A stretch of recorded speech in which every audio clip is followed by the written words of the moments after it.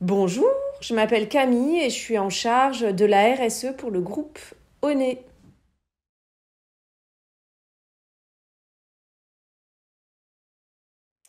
Afin de nous voir avancer dans nos engagements sociétaux qui sont intimement liés à notre modèle d'affaires, nous avons mis en place des indicateurs de performance extra-financière que nous suivons pour certains trimestriellement, pour d'autres annuellement.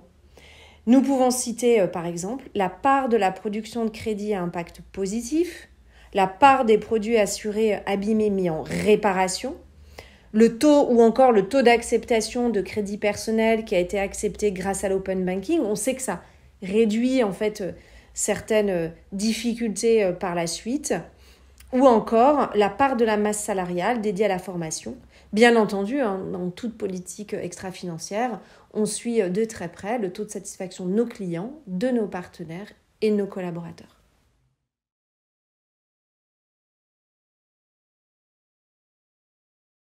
C'est très personnel et intime ce que je vais vous dire. Je me dis tous les jours, ouais, je sais que c'est difficile. Je sais que c'est difficile pour le citoyen, donc je sais que c'est difficile pour moi. Je sais que c'est difficile pour l'entreprise. Mais en même temps, je m'aperçois qu'à chaque fois qu'il y a un pas qui est fait, grand, petit, quantique, pas forcément, c'est pas si difficile. Une fois que c'est fait, on s'aperçoit que c'est pas si difficile que ça. Et finalement, ça crée plus de la joie, un sentiment de progrès, plutôt qu'un sentiment de renonciation. Voilà, et en même temps, moi je nous invite tous à faire ces petits pas, et parce qu'il y a quand même un sentiment d'urgence qui est là.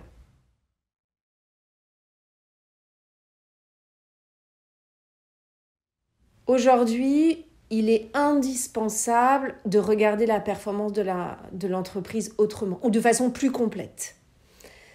Il est devenu indispensable de regarder cette performance d'une entreprise sous sa dimension extra-financière. Nous devons absolument nous assurer que nous créons de la valeur ajoutée pour notre écosystème et nos parties prenantes.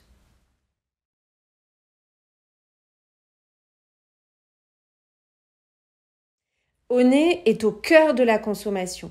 Nous devons donc agir pour encourager une consommation plus raisonnée, plus circulaire et plus durable.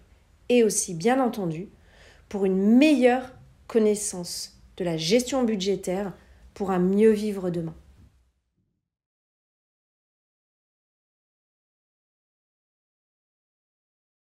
Nous savons grâce à des études que chaque citoyen a la main sur 25% de son empreinte environnementale. En sachant que, petite parenthèse, que la moyenne française est d'à peu près entre 10 et 11 tonnes de CO2 par an par individu, que nous devons atteindre en 2050 2 tonnes de CO2, le chemin est long, mais faisable. Chaque individu peut choisir de s'alimenter différemment, en mangeant moins de viande rouge, en se déplaçant différemment, notamment pour ses trajets de moins de 2,5 km, en évitant de prendre l'avion sur des longues distances, ou encore en achetant un tiers de ses vêtements en seconde main, ou encore en privilégiant des achats reconditionnés. Chacun peut résolument agir à sa mesure.